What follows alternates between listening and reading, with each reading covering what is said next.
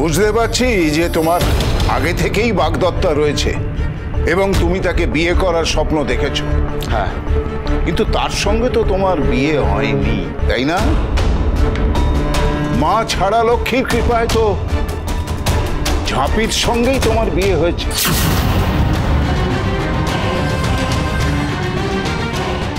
হয়তো ওই জুটি মা ছাড়া লক্ষ্মীর পছন্দ নয়, তাই প্রেমিকাকে ভুলে গিয়ে এখন যে তোমার বউ, তার দিকেই মন দিতে হবে।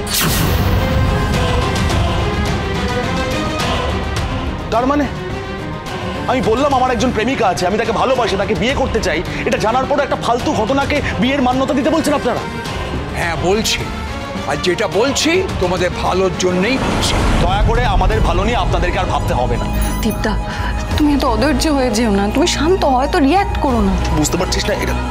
দীপদা, তুমি মাথা ঠান্ডা করো, ওদেরকে ভালো করে ঠান্ডা মাথায় বুঝিয়ে বললে ওরা ঠিক বুঝবে। কি বুঝবে? কি বুঝবে ঝাপি? জাম্পতায় দেখিসনি আমরা বলিনি আমরা প্রাণ ভয় কেন ওই পুরো বাড়ির মধ্যে আশ্রয় নিয়েছিলাম? কেউ বুঝেছিল আমাদের কথা? কেউ শুনতে চেয়েছিল?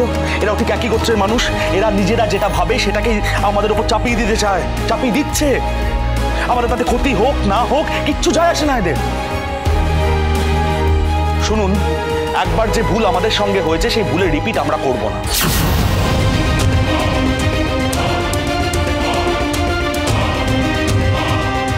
তাই এই বিয়েটা আমরা মানবো কি মানবো না সেটা প্লিজ আমাদের ওপর ছেড়ে। তোমরা নিজেরাই যদি বুঝে নিতে পারতে তাহলে আমাদের আর ঢুকতে হতো না। দেখো দামোদর, আমরা বয়োজ্যেষ্ঠ হিসেবে যা বোঝানোর তা বুঝিয়েছি। তোমার ছেলে যে একগুঁয়েমি দেখাচ্ছে তাতে কিন্তু এবার জল মাথার ওপর দিয়ে বইছে।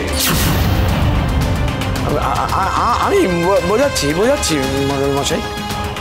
শোন দীপ বাবা। বাবা দাঁড়াও, এক মিনিট। জল মাথার ওপর দিয়ে বইছে মানে? আপনারা কি থ্রেড দিচ্ছেন নাকি? শুনুন, এখানকার কি নিয়ম আমি জানি না, এখানকার কি বিধান আমি বুঝিও না। শুধু এইটুকু বলতে পারি যে 21st সেঞ্চুরিতে দাঁড়িয়ে যদি আপনারা জোর করে আমাদের ওপরে বিয়েটাকে চাপিয়ে দিতে চান, আমি কিন্তু সোজা পুলিশে যাব এবং আপনাদের এগেইনস্টে কমপ্লেন করব।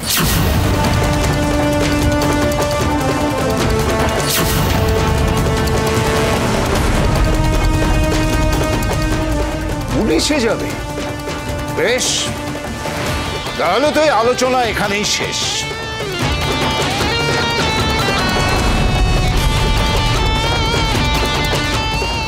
দীপদা, দোহাই তোমার, তুমি এমন কথা বলো না। কেন বলবো না? কেন চুপ করে থাকবো? হ্যাঁ, এরা যা বলবে সেটা মানতে হবে আমাদেরকে। দেশে কোনো আইন কানুন বলে কিছু নেই। লক্ষ্মী ঝাঁপি প্রতিদিন সন্ধ্যে 6:30টায় স্টার জলসায় ও জিও হটস্টারে।